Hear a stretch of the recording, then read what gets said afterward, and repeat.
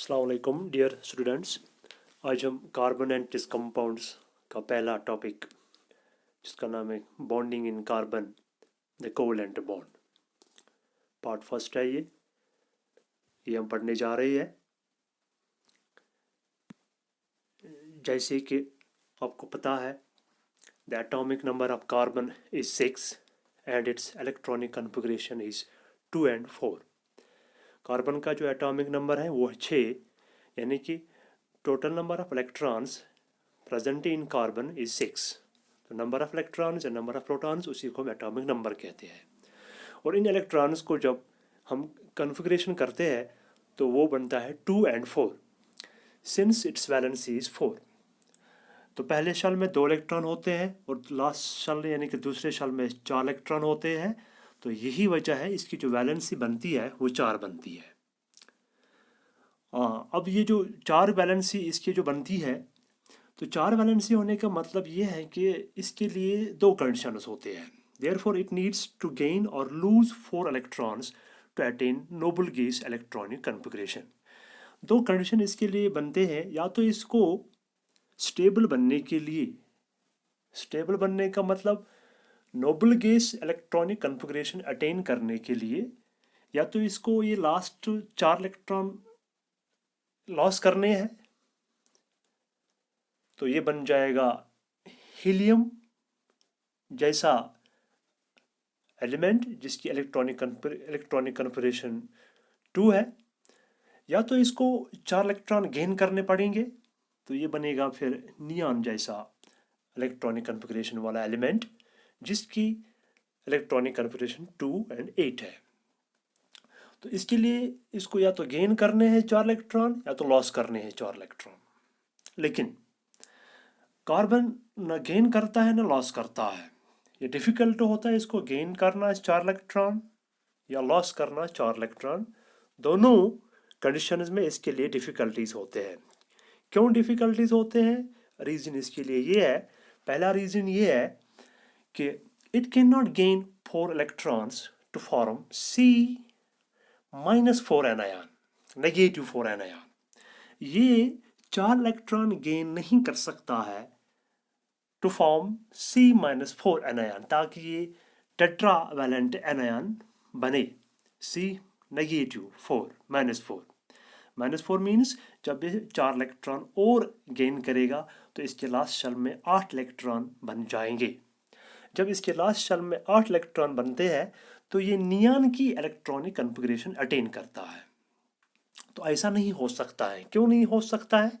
There would be 10 electrons and only 6 protons. अगर इसने 4 electron gain किए हैं तो इसका टोटल नंबर ऑफ इलेक्ट्रॉन्स 10 बनता है, 10 बनते हैं। तो इसके शेल्स में नंबर ऑफ इलेक्ट्रॉन्स 10 होते हैं, लेकिन एट द सेम टाइम इसके न्यूक्लियस के अंदर 6 ही प्रोटॉन्स हैं। तो न्यूक्लियस के अंदर जो 6 प्रोटॉन होते हैं वो इन 10 इलेक्ट्रॉन को होल्ड नहीं कर सकते हैं इस एटम के अंदर, यानी कि इनको अट्रैक्ट पूरी तरह से नहीं कर सकते हैं।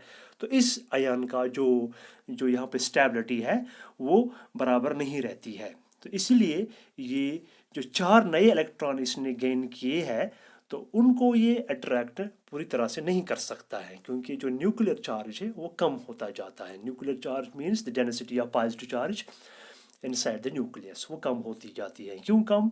क्योंकि न्यूक्लियस के अंदर अब 6 ही प्रोटॉन है, लेकिन बाहर टोटल नंबर ऑफ इलेक्ट्रॉन्स 10 है। ये पहला रीज़न है ये क्यों 4 इलेक्ट्रॉन गेन नहीं कर सकता है। दूसरा रीज़न ये भी है, it cannot not lose 4 electrons to form C+4 cation। अब in the at the same time ये अब 4 इलेक्ट्रॉन लॉस भी नहीं कर सकता है। अगर ये इलेक्ट्रॉन लॉस करेगा तो ये नया कैटायन बनाएगा, टेट्रावैलेंट कैटायन। ये टेट्रावैलेंट कैटायन भी अनस्टेबल होता है। क्यों? ये कैटायन बनने के लिए it would require large amount of energy to remove the 4 electrons. किसी भी शल से, किसी भी एटम के शल से 4 इलेक्ट्रॉन निकालना बहुत डिफ़िकल्ट होता है, क्योंकि इसके लिए बहुत ज़्यादा एनर्जी चाहिए 4 इलेक्ट्रॉन को निकालने के लिए। और जब ये 4 इलेक्ट्रॉन निकलते हैं, suppose we have applied such amount of energy, तो इससे क्या होता है, लीविंग बिहाइंड द कैटायन, फिर ऐसा कैटायन बनता है विद 6 प्रोटॉन्स। तो प्रोटॉन का नंबर 6 ही रहता है न्यूक्लियस के अंदर, टू होल्ड ओनली 2 इलेक्ट्रॉन्स।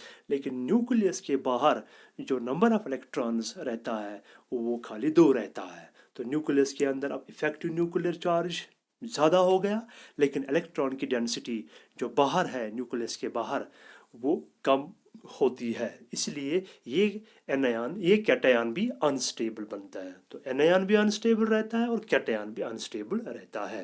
ये 2 रीजंस हैं कि कार्बन न गेन कर सकता है इलेक्ट्रॉन को और न लॉस कर सकता है।